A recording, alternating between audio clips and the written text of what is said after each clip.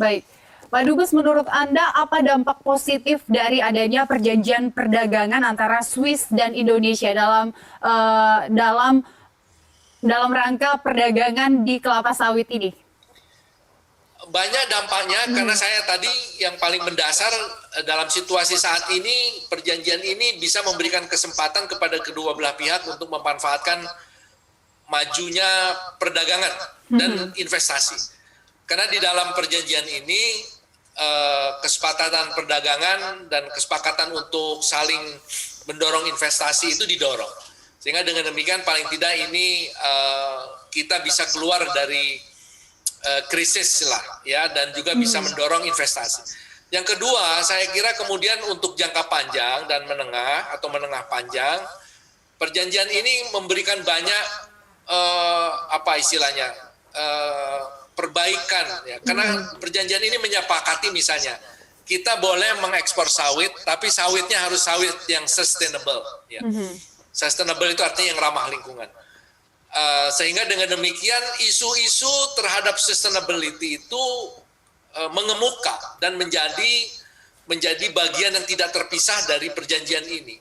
Nah, ini tentu saja menjadi pelajaran penting bagi kita ya, bahwa sudah waktunya kita melihat isu-isu sustainability ini sebagai bagian dari proses apapun di dalam dunia produksi kita atau proses produksi kita, sehingga kemudian ketika kita mulai berdagang dengan pihak lain di luar negeri, terutama negara-negara Eropa yang sangat concern dengan isu-isu sustainability, kita kemudian sudah siap ya. Oleh karena itu tentu saja program dan komitmen mengenai lingkungan hidup, ramah lingkungan ya, bagaimana menyeimbangkan antara profit dan planet serta people ya, tiga hal ini menurut saya menjadi bagian yang tidak mesti terpisah ya dalam proses apapun dalam cara berpikir kita nantinya, sehingga kemudian isu sustainability itu menjadi bagian di dalam pengambilan keputusan ya, baik pada tingkat level makro maupun pada tingkat level strategik operasional di level perusahaan-perusahaan.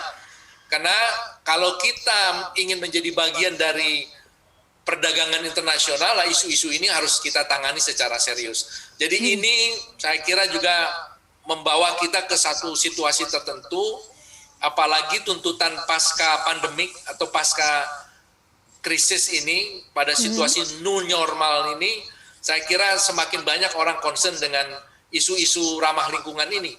Sehingga dengan demikian kita berkewajiban untuk mengangkat isu ini secara sistematis. Ya, saya kira itu. Selebihnya tentu saja perjanjian ini memberikan kesempatan hubungan people to people antara kedua belah pihak, business to business dan government to government.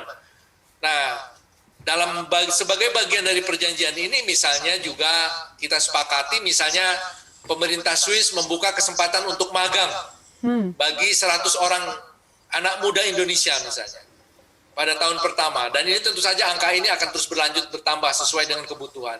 Nah, paling tidak ini bisa dimanfaatkan nantinya oleh para generasi muda, para milenial yang ingin magang atau bekerja dan lain sebagainya. Sehingga sebab ini menjadi bagian yang tidak terpisah dari perjanjian perdagangan yang segera nanti akan berlaku. Nantinya ekspor untuk kelapa sawit sendiri seberapa besar, Pak, dari Indonesia ke Swiss? Seperti saya sampaikan tadi, Swiss tidak besar dalam mengimpor sawit kita, tapi perjanjian ini memungkinkan setiap tahun minimal 10.000 ton sawit bisa masuk ke Swiss ya, dan tentu saja ini angka awal ya, dan terus akan tumbuh sesuai dengan kebutuhan. Tapi yang penting menurut saya pesan moralnya adalah sawit kita bisa masuk ke Eropa. Baik. Swiss ada ini efek kan psikologis yang bagus seperti itu ya, Pak ya? Ya, apalagi Swiss kan termasuk kelas berat dalam isu-isu lingkungan ini. Ya, sehingga kalau di Swiss saja sudah bisa masuk, mestinya ke negara Eropa lain relatif bisa lebih mudah masuk. Karena gambaran bahwa kita bisa masuk pasar Swiss itu artinya kan kita bisa masuk pasar Eropa yang lain. Logikanya kan seperti itu. Jadi menurut saya pesan psikologisnya itu sangat kuat. ya. Dan ini tentu saja mudah-mudahan memudahkan upaya sosialisasi sawit kita di wilayah Eropa yang lain. Ya, Baik. paling tidak kalau tidak memudahkan, tidak mempersulit lah ya upaya mensosialisasikan peran sawit, kampanye sawit kita di negara-negara Eropa lain. Baik, Pak Dubes. Pak Dubes, tadi kita udah berbicara tentang perdagangan antara Indonesia dan Swiss terkait dengan kelapa sawit. Dan komoditi yang tadi Pak Dubes katakan yang cukup turun adalah komoditi kopi. Namun kalau kita flashback sebelumnya, kopi Indonesia sendiri banyak diminati oleh warga Swiss. Nah, untuk saat ini apa upaya yang bisa dilakukan untuk meningkatkan komoditi itu kembali? Ya, kita sudah punya komunikasi selama ini dengan para pegiat kopi di Indonesia. Kemudian juga perusahaan-perusahaan Swiss punya hubungan langsung dengan pihak-pihak Indonesia karena pengusaha-pengusaha Swiss bahkan punya areal perkebunan atau membantu para petani di Indonesia, sehingga sebetulnya hubungan kedua negara di bidang terutama kopi sudah berlangsung cukup lama. Nah, memang tugas kita adalah bagaimana kemudian semakin banyak kopi Indonesia masuk Swiss. Sebab Swiss selama ini itu banyak menerima kopi dari negara-negara Afrika dan Amerika Latin, ya. Dan ada juga beberapa kopi dari negara Asia seperti dari Vietnam, ya. Tapi kita ingin kopi kita, karena kopi kita itu terkenal kopi dengan kualitas utama, bahkan beberapa daerah terkenal kopinya seperti Gayo, Mandeling, Toraja, Manggarai, dan lain sebagainya, itu punya pasar yang saya kira sudah cukup signifikan, artinya dikenal oleh para roaster di Swiss ini. Dan menurut saya ini tinggal bagaimana kita bisa menghubungkannya untuk bisa lebih lanjut, terutama tentu saja setelah perjanjian perdagangan ini diratifikasi, karena kita berharap ini akan bisa memberikan manfaat.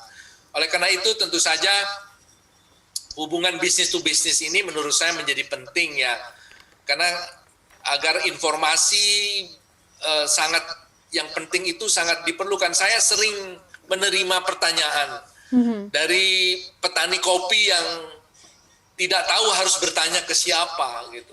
Dia mengatakan, saya punya kopi, saya dengar ada perjanjian bebas perdagangan, bisa nggak saya mengirim kopi itu ke Swiss dan lain sebagainya. Nah, pertanyaan-pertanyaan ini banyak saya terima, ya. Dan ini tantangan bagi kita, karena kan di Swiss itu seperti saya sampaikan tadi, kan ada persyaratan, ada sertifikasi, terkait dengan persyaratan-persyaratan lingkungan dan sebagainya tadi. Nah, menurut saya teman-teman kita ini mesti ada yang membina, ya, mesti ada yang membantu memberikan informasi. Kami di sini tentu saja menyampaikan informasi siapa calon pembelinya dan meminta kepada calon pembelinya kalau memang mau beli kopi Indonesia, tolong kemudian disampaikan persyaratannya. Nah, oleh karena itu bagus juga menurut saya kalau kemudian baik yang ada di Indonesia maupun yang ada di Swiss kita bangun capacity building bersama, ya. Artinya kami di sini menyediakan informasi, kemudian di Indonesia membangun kapasitasnya sehingga memenuhi persyaratan, sehingga dengan demikian kita bisa betul-betul memanfaatkan perjanjian perdagangan bebas yang sudah kita tanda tangani ini untuk kepentingan kita. Jadi jangan sampai nanti Swiss saja yang memanfaatkan. Kita juga harus banyak memanfaatkan karena kemudian kapasitas calon eksportir kita sudah memenuhi persyaratan-persyaratan tertentu. Nah, pembinaan kepada mereka itu menurut saya sangat diperlukan agar memenuhi persyaratan yang minimal yang diperlukan oleh para calon pembeli di Eropa atau terutama di Swiss gitu. Baik, berdasarkan pantauan Anda, Pak Dubes, untuk selama ini kelas masyarakat mana saja yang ada di Swiss yang meminati kopi asal Indonesia?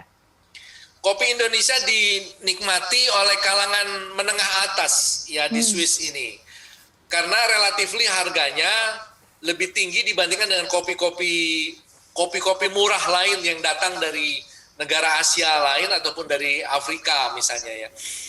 Nah, atau Amerika Latin. Sehingga dengan demikian menurut saya